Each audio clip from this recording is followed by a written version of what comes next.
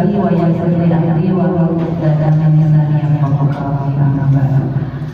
Yang terhormat rekan-rekan Bapak Ibu SMP Negeri 3 Jampangna, tentunya yang alhamdulillah pada hari ini kita bisa berkumpul di tempat ini dalam keadaan sehat dan insya Allah penuh keberkahan. Amin ya rabbal alamin. Bapak dan Ibu, terima kasih kami ucapkan sudah meluangkan waktu untuk hadir di tempat ini dalam rangka sosialisasi dan diseminasi budaya positif yang akan disampaikan oleh Bapak Ervan Sandi Wiguna SPD selaku calon guru penggerak angkatan 11. Tentunya ini menjadi sebuah pengalaman dan menambah pengetahuan bagi kita semua. Untuk itu tanpa berlama-lama, mari kita dengarkan pemaparan sosialisasi dan diseminasi mengenai budaya positif oleh Bapak Ervan Sandi Wiguna SPD. Padanya dipersilakan. Terima kasih juga atas waktunya. Mohon maaf sekali lagi saya ucapkan terima kasih juga Bapak Ibu yang sudah ada di sini. Pada kali ini saya akan memaparkan budaya positif yang ada di sekolah kita. Kita langsung saja Ibu ya.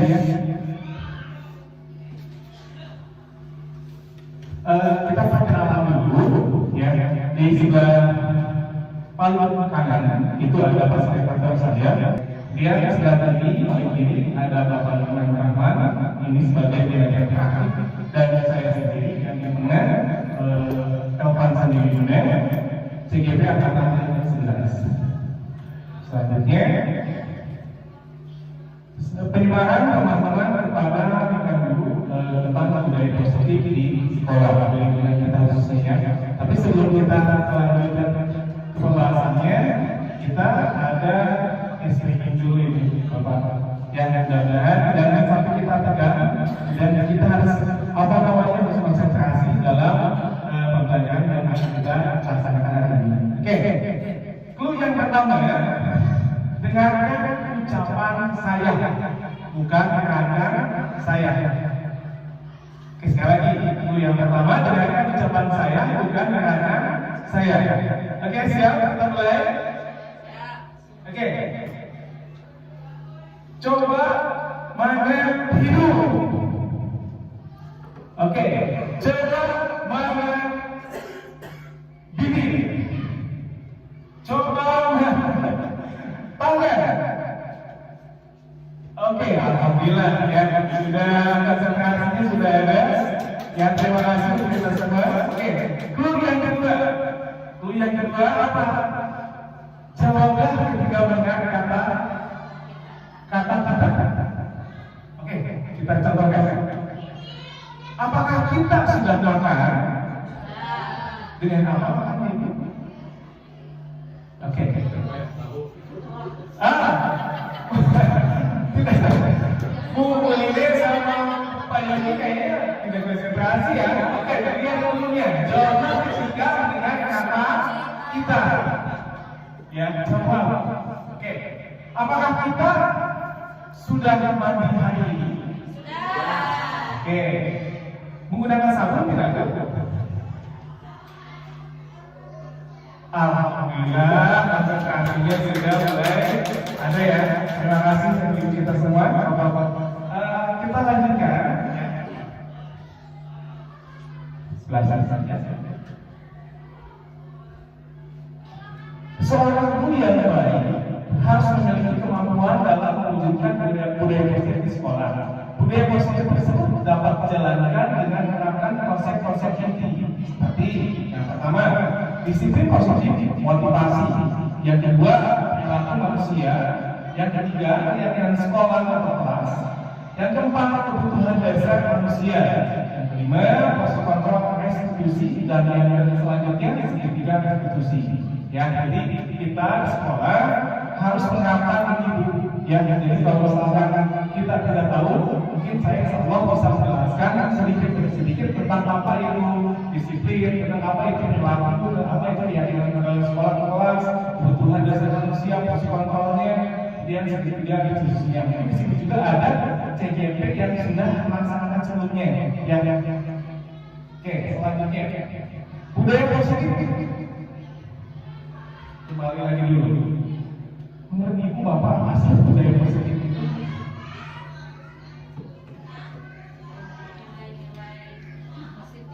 Ya.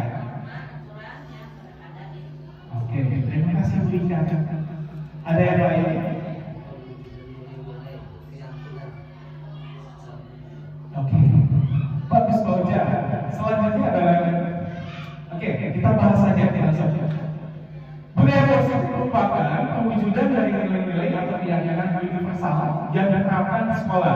Budaya positif dapat mendorong murid untuk mampu berpikir, dan menciptakan sebuah proses, merdekakan dirinya sehingga murid mampu mandiri dan bertanggung jawab. Kecepatan sundahan budaya kebiasaan murid itu diterapkan di sekolah dengan hal-hal positif. Ulang dengan tapi yang positif. Oke, selanjutnya budaya nanti orang kita kudu dibiasakan. Yang pertama, bentuknya tidak ada kelas. Yang kedua, menguatkan praktek positif seperti akhlak mulia. Yang ketiga, menguatkan peduli terhadap sesama. Yang keempat, gerakan literasi sekolah. Yang kelima, kegiatan ekstrakurikuler. Yang keenam, menguatkan karakter bertanggung jawab. Dan yang selanjutnya menerapkan 5S: senyum, salam, sapa, sopan, dan santun. Oke, kalau kita keyakinan kelas, ada yang sudah tahu seperti apa?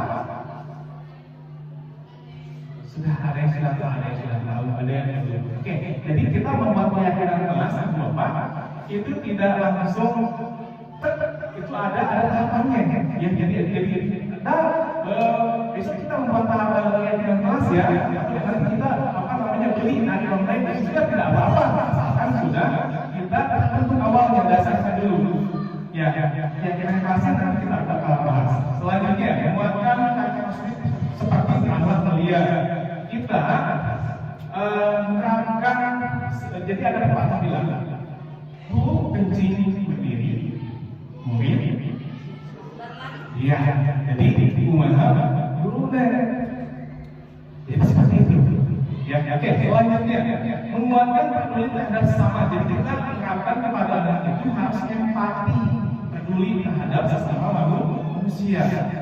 Oke, selanjutnya, literasi sekolah. Biasakan Bapak sebelum kita melakukan pembelajaran, biasakan dulu untuk membaca. Literasi juga banyak opsinya. Ada literasi membaca, ada literasi digital, dan lainnya. Ya. Oke, selanjutnya kegiatan ekstrakurikuler alhamdulillah di sekolah kita sudah dilaksanakan dengan baik juga. Selanjutnya menerapkan praktek tanggung jawab. Jadi sebelum anak itu ditegaskan kalau dia mempunyai masalah, dia harus bertanggung jawab dengan apa yang dia lakukan. Selanjutnya, biasa ya. Penerapan 5S: senyum, salam, sapa, sopan, dan santun. Kadang-kadang anak itu selonong boy, ya ada selonong boy.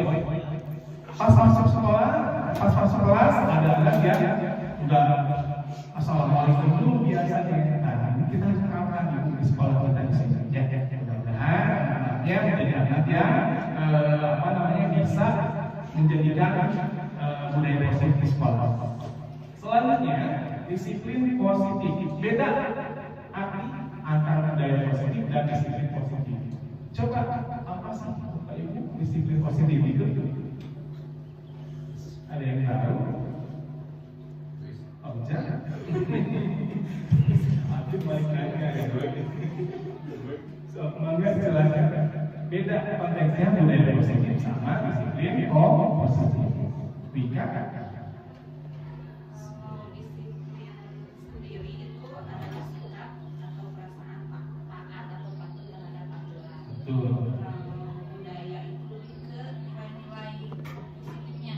Betul sekali. Kemudian kasih tangan dulu ya.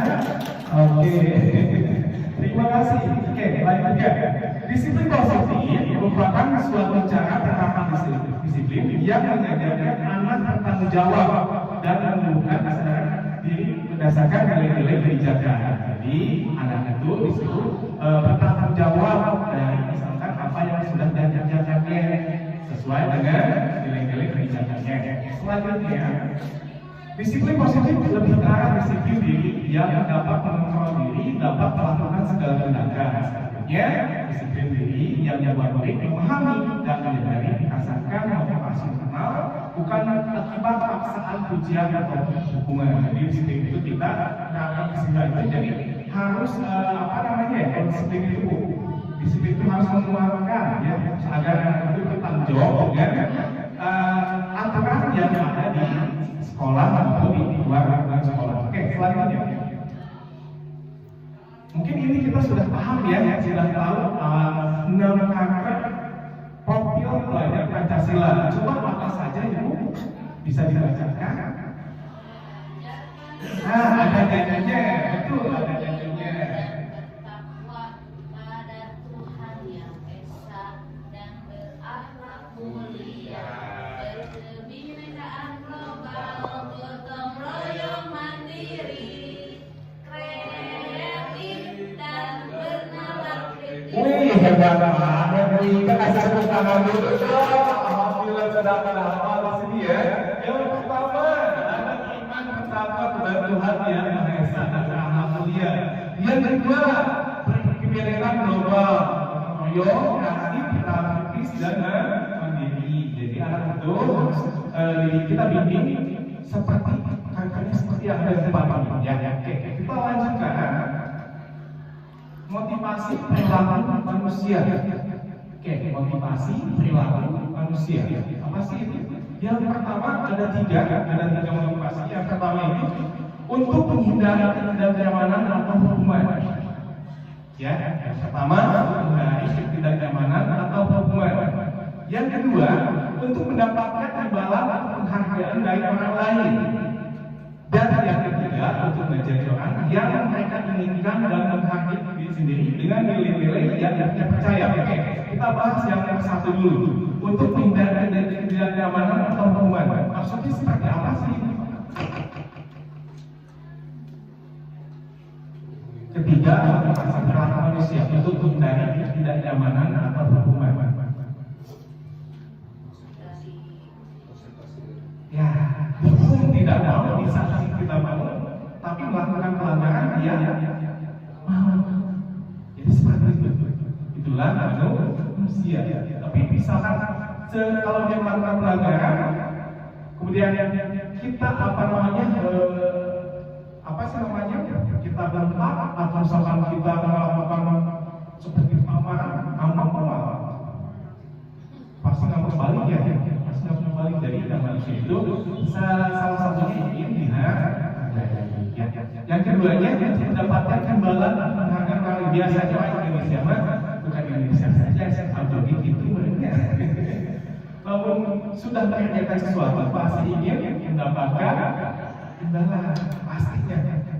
Mungkin sudah jadi tradisi apa ya dari sini. Oke, lanjutkan selanjutnya menjadi orang yang mereka inginkan dan menghargai diri sendiri dengan nilai-nilai yang mereka percaya. Jadi ingin dihormati, ingin dihargai, ingin yang diakui. Jadi manusia itu seperti itu. Yang ada nggak manusia yang tidak ingin dihargai, tidak ingin diakui, tidak ingin dihormati, tidak ada yang mungkin ingin seperti itu. Oke, dilanjutkan lagi. Yang ketiga, ini keyakinan kelas. Keyakinan kelas yang akan kita bahas. Bagaimana secara pembuatan keyakinan di sekolah? Ya, mungkin ada yang tidak tahu, ada yang belum paham. Tapi saya yakin semua sudah paham juga. Oke, lanjut keyakinan sekolah kelas. Yang pertama, guru berperan dalam mewujudkan bentuknya keyakinan sekolah kelas dengan adanya kesepakatan antara guru dan murid. Jadi harus ada kesepakatan dulu ya. Yang kedua, keyakinan sekolah atau kelas berupa pertanyaan-pertanyaan universal yang mudah diingat dan dipahami dan harus diterapkan di lingkungan sekolah. Lanjutkan. Ini rumusannya. Ini rumusan kita membuat keyakinan kelas di sekolah. Yang pertama, siswa menuliskan memasukkan keyakinan kelas, keyakinan yang mereka inginkan tadi. Sok dengan bahasa mereka, sok tulis wae, ya dia nggak bisa ada contohnya. Yang kedua, guru dan siswa mengulas keyakinan yang tertulis, jadi diulas dulu. Sudah diulas Pak? Ngapain? Ya sudah diulas, mengubah keyakinan kelas menjadi kalimat positif. Kita ubah, soalnya kan bahasa anak-anak itu pasti bahasanya ada bahasa gaul, ada bahasa yang mungkin sedikit kasar. Kita ubah dengan bahasa kita. Oke, selanjutnya guru dan siswa memilah keyakinan kelas yang penting. Jadi yang penting, yang sesuai dengan prinsip yang ada di sekolah, aturan di sekolah. Jadi jangan sampai anak penting dimasukkan. Selanjutnya mengecek dan menyempurnakan keyakinan kelas. Kita cek lagi apakah ada yang kurang atau yang ada yang lebih. Oke, kita lanjutkan. Nah ini, mari ini saya membuat keyakinan kelas waktu lokal. Susunannya seperti ini. Yang pertama, kalimatnya bebas. Contoh, jangan gondrong, atau yang kedua jangan kesiangan.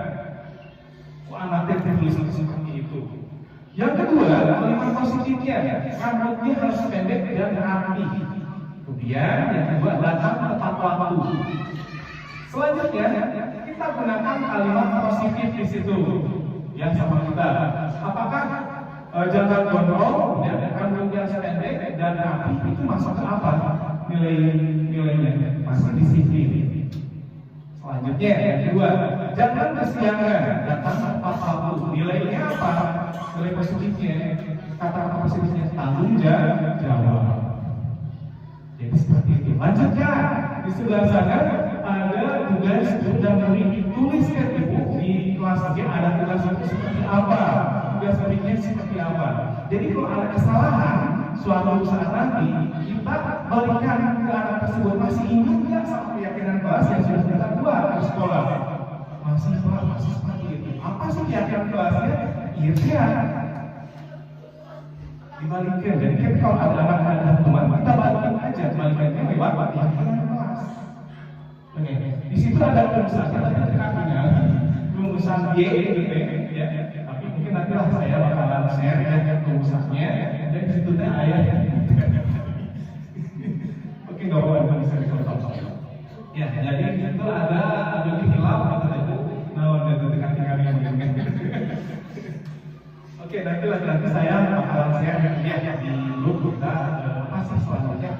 Intinya harus ada keyakinan kelas. Jadi mengembalikan kegunaan dampak penilaian yang baik. Lanjutkan. Kebutuhan dasar manusia. Coba saya mau nanya sama ibu dan bapak. Kebutuhan dasar yang kita perlu di dunia ini apa sih? Pasti banyak kan? Salah satunya pasti makan, ya pakaian yang real itu yang umum. Oke, kita bahas dulu. Kebutuhan dasar manusia. Kebutuhan dasar manusia adalah sesuatu yang kita lakukan untuk mendapatkan apa yang kita inginkan. Sebuah tindakan yang kita lakukan memiliki tujuan tertentu. Dan semua usaha terbaik yang kita lakukan adalah dalam rangka agar kebutuhan dasar kita terpenuhi dengan baik. Ya, jadi kalau kita tidak kebutuhan dasar kita tidak terpenuhi, maka ibu dan bapak mau ngapain? Yang pertama sekarang, yang kedua mencari solusinya. Yang ketiga sekarang pada saat hari. Nah, makanya ibu ke depan di luar sana itu banyak yang juga yang mencuri, mungkin kebutuhan dasarnya tidak ada, cukupi dasar sama-sama sama-sama hal yang mencuri, tapi ada sesuatu hal di balik itu ya, betul tuntutan hidup. Oke, kita lanjutkan. Oke, nah 5 dasar kebutuhan hidup manusia.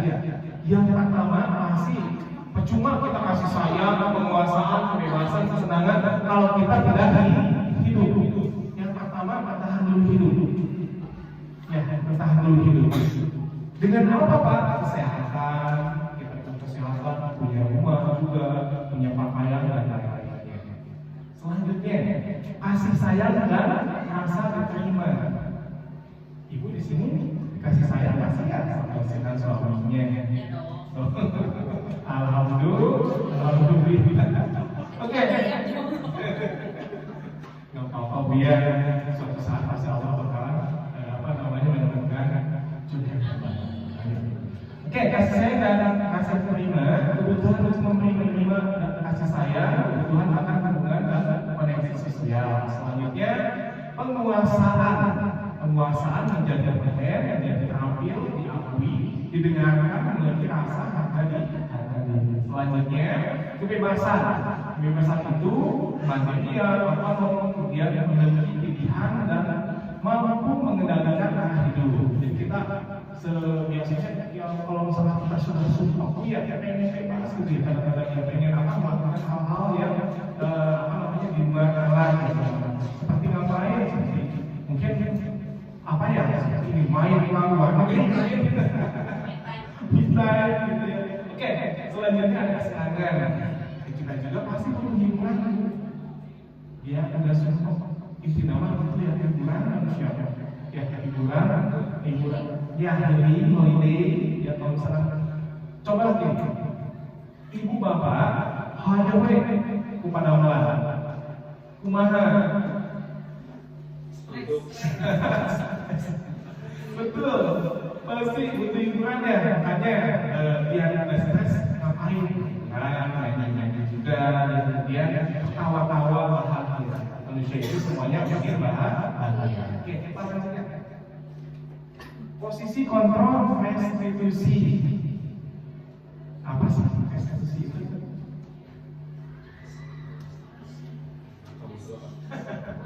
Restitusi itu apa sih?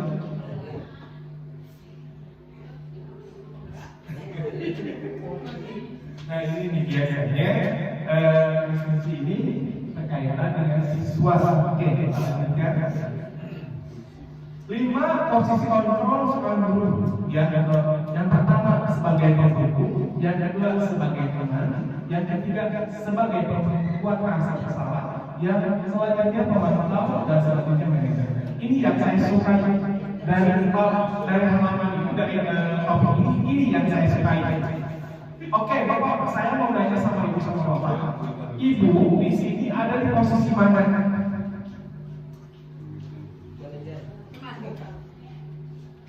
Ibu bapak di sini ada posisinya posisi mana? Ini yang saya sukai dari topik yang lain. Saya sukai. Dika di posisi mana? Kalau ucap yang lainnya mana? Oke. Saya bahas dulu tentang pembuku. Contoh hukumannya keliling lapangan 10 putaran. Jika ini sebenarnya 10 keliling lapangan 10 putaran, jika ditempatkan di bidang studinya olahraga, apakah itu hukuman? Oke, betul. Kalau misalkan tempatkan di bidang studinya IPA atau matematika, apakah itu hukuman? Iya. Kenapa? Coba dijelaskan. Hukuman itu tidak langsung dapat diberitahukan dari awal. Betul. Kalau ya Oke. Betul. Kalau untuk olahraga di mata pelajaran di pelajaran PJOK, keliling lapangan seputaran itu disebutnya disiplin. Ya pastilah kalau kita pelajaran lainnya mau mungkin kan berlari kan, ya pasti lari atau stretching. Kita awalnya pasti melakukan lari-lari jogging sedikit, itu pasti stretchingnya seperti itu di dalam pelajaran PJOK. Tapi di dalam matematika atau pelajaran yang lainnya ini adalah hukuman. Beda dengan konsekuensi. Konsekuensi itu nanti kaitannya dengan yang kelas yang sudah kita bahas tadi. Kamu ya, misalkan kalau ada anak misalkan lagi ada kesalahan, kamu ingat nggak konsekuensi yang sudah kita terapkan di kelas kita? Betul. Karena kenapa? Karena sudah disepakati dari awal untuk bertanggung jawab. Selanjutnya, teman. Contohnya, ayo bantulah bagi bapak ya. Sudah, ini tidak apa-apa. Nanti bapak bantu bereskan. Tapi kalau dijadikan teman juga, nanti anak tersebut bakalan ketakutan. Betul, salah satunya ya. Ayo ini kadang-kadang sama kita. Ya, kalau seperti itu jadi kumaha, jadi ada aja kami terpawar di situ. Selanjutnya, membuat rasa bersalah. Jadi gimana coba kalau kamu mau coba begini, misalkan, menurut ibu ini cocok gak? Tidak. Gimana? Kurang cocok ya? Kurang cocok. Jadi ini membuat rasa bersalah ini jadi anak itu nanti semakin down, semakin stres, semakin semakin kalau kita tekan nanti semakin stres, semakin down, semakin semakin terpuruk di situ. Tidak boleh juga kita menyalahkan ke anak, apalagi sampai berkata yang kasar seperti itu. Oke, selanjutnya pemantau itu seperti apa? Contoh, pacuannya apa? Apa yang telah dilakukan? Sanksi atau konsekuensinya apa? Kalau pemantau itu lebih banyak pertanyaan. Iya, sesuai dengan aturan pemantau. Oke, selanjutnya manajer. Apa yang kita yakini kembali ke keyakinan kelas yang sudah saya bahas tadi. Kemudian kita akan meyakininya, apakah akan bersedia memperbaikinya. Jadi manajer itu sebagai pembimbing kepada siswa. Ya, jadi pembimbing bukan sesuatu. Ya, tapi dia juga bisa menjadi manajer untuk dirinya sendiri. Ya, nanti dia akan bertanggung jawab sama dirinya sendiri juga. Jadi antara kalimat ini yang paling cocok yang kita berikan yaitu nomor betul kata manajer. Yang tidak boleh Pak, yang tidak boleh itu pengomong sama membuat rasa bersalah. Yang tidak boleh adalah semua. Ini contoh 5 proses kontrol. Ada motivasi eksternal, intrinsik, ada identitas gagal, ada identitas sukses. Nah, kita contoh. Jadi saat penghubung di sekolah, jika bapak ibu itu misalkan kau ini itu tidak boleh, ya atau nggak bentar, nggak boleh zaman sekarang. Selanjutnya, kemudian membuat orang merasa bersalah, berceramah menunjukkan kekecewaan dan mendalam. Nggak tahu si gitu. Jadi jangan begitu kan nanti ke anak ini down juga. Kalau kita seperti itu, bapak capek, yang penting sudah menemukan ya, ibu capek, itu nggak boleh. Ya, dan selanjutnya sebagai teman, membuatkan alasan-alasan untuk murid-muridnya. Jadi pembelaan murid, padahal murid salah, itu nggak boleh. Jadi kita harus harus fair. Ya. Selanjutnya, untuk menjadi pemantau, menghitung dan mengukur, menghitung. Jadi menghitung ini kesalahan kamu sudah berapa kali.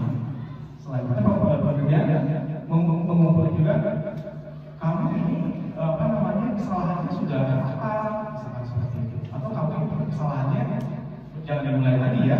Seperti jadi ada yang dimulai, ada yang sudah proses apa. Jadi kita harus ini sebagai pemantau. Ya. Tadi yang bapak itu manajer. Mengajarkan pertanyaan pada siswa. Kenapa kamu seperti itu? Apa alasan kamu? Dia latar belakangnya juga.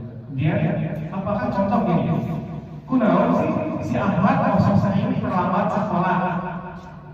Pasti ada alasannya, tapi jangan tiap hari dia terlambat juga, tapi dia juga harus mematuhi aturan yang ada di sekolah juga. Contoh aja, Ahmad, kenapa kamu sekolahnya kesiangan?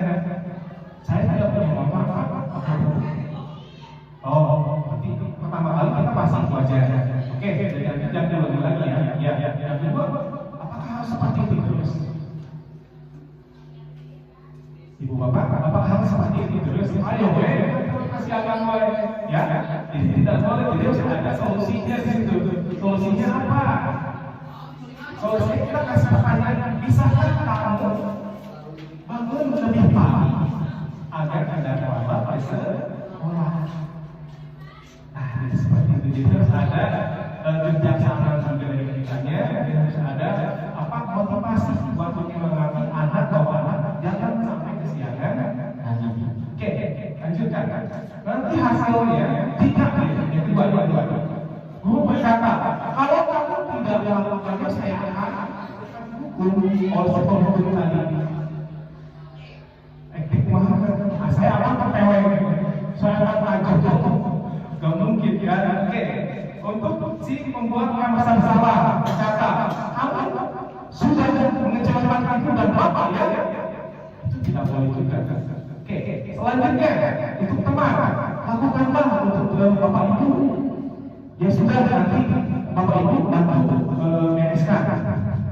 Jangan seperti itu. Anak saya dia bertanggung jawab dengan masalahnya.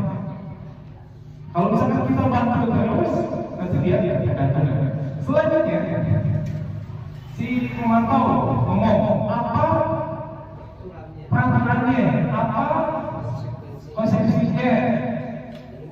Ya, hanya pemantau sesuai aturan. Selanjutnya, si manajer, apa yang kita yakini, apa yang kamu meyakini hal tersebut. Oke, kita lihat nanti hasilnya. Untuk yang menurut hasilnya, nanti anak bakalan memperoleh asal kita. Apabila anak dicarikan baik. Pasal berapa? Ya, selanjutnya, jika membuat masalah, hasilnya menyembunyikan atau menyangkal atau bohong. Soalnya kenapa Pak? Soalnya sok dibawa oleh sama kita. Masuk dibawa oleh pasti dia pasti bohong supaya dia tidak dicarikan baik, pasti dia bohong. Ya, selanjutnya itu sebagai teman hasilnya nanti kita katakan hayo kita tidak ada tanggung jawabnya. Oke, selanjutnya untuk pemantau hasilnya menyesuaikan bila diawasi. Jadi hanya diawasi unggul, pasti diawasi awam deh, gitu dulu deh. Oke, selanjutnya untuk manajer ini mengeluarkan watak karakter. Jadi kalau kita menjadi manajer, pasti menguatkan agar bisa bertanggung jawab dan peduli sama dirinya. Oke, inilah proses kontrol yang sudah kita sudah saya jelaskan. Ya, kita lanjutkan. Mudah-mudahan bapak ibu bapak sedikit aja mungkin bisa dipahami. Selanjutnya, posisi kontrol restitusi antara kelima posisi kontrol tersebut seorang guru sebaiknya menggunakan posisi kontrol sebagai manajer. Selanjutnya, manajer sebagai manajer guru dapat berbuat sesuatu bersama murid, mempersilahkan murid bertanggung jawab dan mendukung murid agar dapat menemukan solusinya. Jadi dia bertanggung jawab dan menemukan solusinya sendiri. Selanjutnya, selain itu posisi manajer mengacu pada restitusi yang dapat menjadikan murid sebagai manajer bagi dirinya sendiri sehingga dapat tercipta identitas positif pada diri sendiri. Dilanjutkan.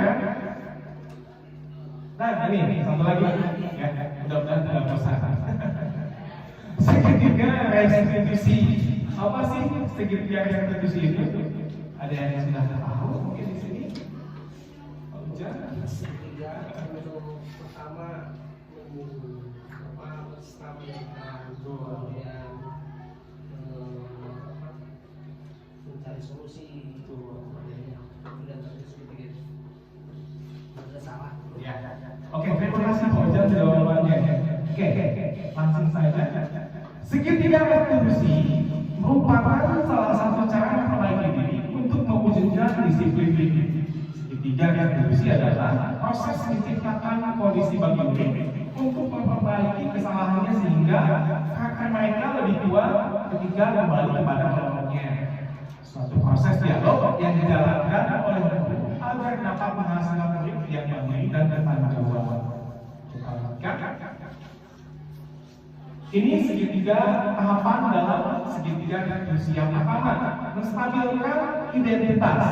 Yang kedua, validasi tindakan yang salah. Dan yang ketiga, menanyakan keyakinan kelas. Oke, saya tanya dulu ya, boleh. Menstabilkan identitas itu seperti apa sih, Bapak? Untuk murid kita, kalau ada masalah kita harus stabilkan mana? Tidak langsung disalahkan ya, tidak langsung diputus. Kalau melihat latar belakangnya dan latar permasalahan, jadi stabilkan. Iya, betul. Jadi begini, saya tambahkan Pak. Kalau anak sudah dihukum, kembalikan lagi karakternya seperti awal semula. Jangan sampai dia down, jangan sampai dia stres, jangan sampai dia punya rasa bersalah yang tinggi akibat dia mempunyai masalah di sekolah. Sudah mempunyai masalah di sekolah dengan tanggung jawab apa? Kembali lagi ke keyakinan kelas dan aturannya. Misalkan contoh ini, si Ahmad lagi dicarikan, dia kan pasti apalagi kalau dia tampil ini. Kumaha supaya mengembalikan keadaan seperti semula. Itu dengan menstabilkan identitas. Jadi seperti itu. Jadi kalau ada yang salah, kita manusia juga nggak ada yang salah. Itu upaya. Jangankan anak. Kita juga tidak salah. Oke, lanjutkan lagi. Validasi tindakan yang salah. Validasi tindakan yang salah itu seperti apa ya? Bapak, Mika. Ya.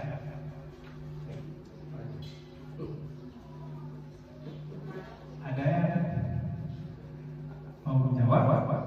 Validasi tindakan yang salah. Oh, jangan. Distabilkan dulu ya. Jadi tidak seperti tadi, kalau sudah anak itu tidak ditekan langsung kalau bersalah, distabilkan, kemudian validasi tindakan tersebut salah atau benar, terus lihat ke keyakinan yang sudah disepakati yang tidak ya. Apakah tindakan tersebut sesuai dengan keyakinan yang ada, keyakinan yang sudah dibuat atau tidak? Betul. Ada tambahan lagi? Sudah. Oke. Jadi validasi itu kita menanyakan ke anak atau kita melihat apa sih kesalahan anak itu? Ya, apa sih kesalahan anak itu? Validasi dulu anaknya. Apakah setuju? Kita setuju, apa kita harus setuju di situ? Soalnya kalau misalnya kita, Pak cek si itu, Pak cek si kia. Iya betul. Belum apa namanya belum hanya sebatas cek si kia. Jadi belum pasti. Jadi kita harus validasi dulu benar kesalahannya. Kalau misalkan benar, kita tidak. Kalau tidak ada, kita harus apa namanya? Ngapain tidak? Kalau misalkan dia tidak bersalah, ya harus divalidasi dulu kebenarannya. Ya dia tidak dalam langsung menjelaskan sama fokus ke sana dan cuci itu. Jadi dia tidak jadi. Jadi kita harus harus validasi. Selanjutnya, menanyakan keyakinan kelas. Kita harus validasi. Yang tadi menstabilkan itu berdasarkan prinsip pembuat kesalahan adalah bagian dari proses pembelajaran. Contoh, pembuat kesalahan itu tidak ada apa kan? Ya, tidak ada manusia yang sempurna. Selanjutnya, saya pernah melakukan kesalahan seperti itu untuk menstabilkan identitas. Jadi, gak bapak oke kemana gitu deh? Kayak kamu pulang gitu dewe, gak bapak oke yang dibaik. Jadi motivasi dulu. Jadi motivasinya dari kita. Selanjutnya, validasi tindakan yang salah. Berdasarkan prinsip setiap perilaku berupaya memenuhi suatu kebutuhan tertentu. Contoh, padahal kamu bisa melakukan yang lebih buruk dari ini, ya. Kemudian kamu pasti punya alasan mengapa melakukan itu. Alasan begitu validasi. kemudian apa namanya? Ya, menanyakan dulu, benar apa yang sudah saya bahas tadi. Selanjutnya menanyakan keyakinan. Berdasarkan prinsip dari kontrol bahwa pada dasarnya kita termotivasi secara intensif. Apa nilai-nilai umum yang kita sepakati? Jadi balik lagi ke keyakinan kelas yang sudah kita bahas. Oke, kita lanjutkan.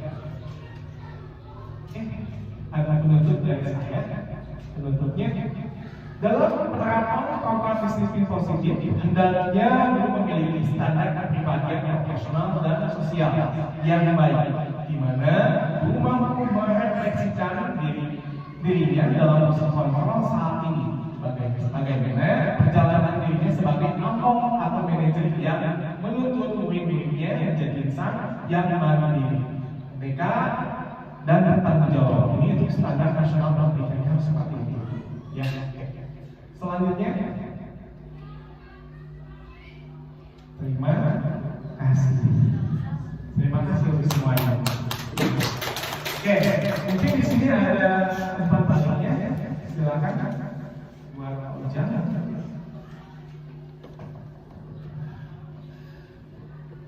Assalamualaikum warahmatullahi wabarakatuh. Terima kasih atas waktunya dari CGP, terutama atas nama Pak Ervan Sandiguna yang angkatan 11. Dengan melaksanakan kegiatan seperti ini yang sudah pernah melakukan CGP, GP, Penggerak itu akan terbuka kembali, dan yang belum itu akan selalu akan membuka wawasan baru, sehingga dari tadi yang kalau saya garis bawahi dari keyakinan kelas yang sudah dilaksanakan di SMP Jawa Tengah sudah hampir 80% ya sudah dibuat di kelas, alhamdulillah berjalan lancar. Kemudian tinggal kembali lagi ke niat. Sedangkan keyakinan sekolah sudah dibikin, tinggal kembali lagi ke niat. Nama amal berniat ya. Sebaik-baiknya keyakinan yang dibuat oleh kita tetap adalah action yang terbaik, action atau prosesnya yang dilaksanakan.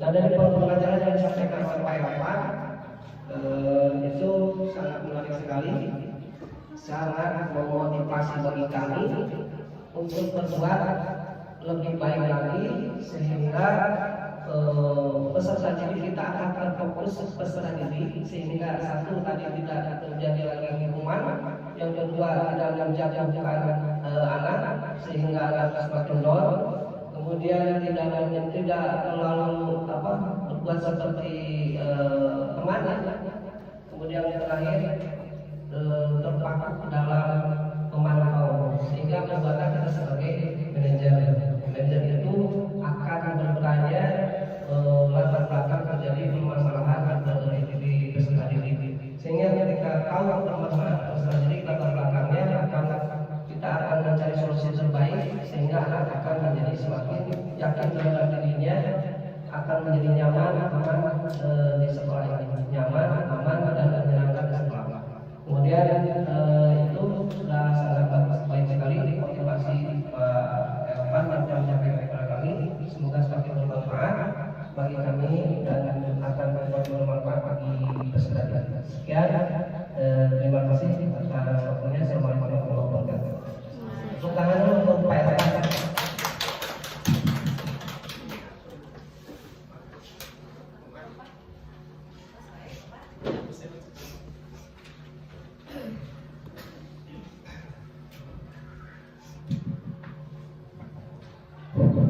Alhamdulillah, rangkaian kegiatan hari ini sudah selesai dilaksanakan dengan ucapan alhamdulillah ya rabbil alamin. Luar biasa sekali apa yang kita dengarkan hari ini, apa yang sudah disampaikan oleh guru penggerak angkatan 11 dan juga Pak Ervan, di mana ilmu, pengetahuan dan wawasannya itu insya Allah akan menular kepada kita, dan insya Allah juga kita siap ya insya Allah untuk bisa mengimplementasikannya menjadi manusia sebagai tadi sebutan manajer di sekolah ya, bukan penghukum ataupun pemantau saja, tapi sebagai manajer. Mudah-mudahan ini menjadi sebuah motivasi buat kita semua untuk lebih baik lagi, di mana ternyata seorang manajer di sekolah itu luar biasa, tantangannya luar biasa, apalagi di era zaman sekarang. Namun tetap kita harus tetap semangat, optimis. Insya Allah kita akan mencetak generasi yang berakhlak mulia, cerdas dan juga berkarakter sesuai dengan nilai-nilai Pancasila. Bapak Ibu, terima kasih sekali lagi atas perhatiannya hari ini. Kita berikan tepuk tangan yang meriah untuk Bapak Evan. Sukses Pak Evan.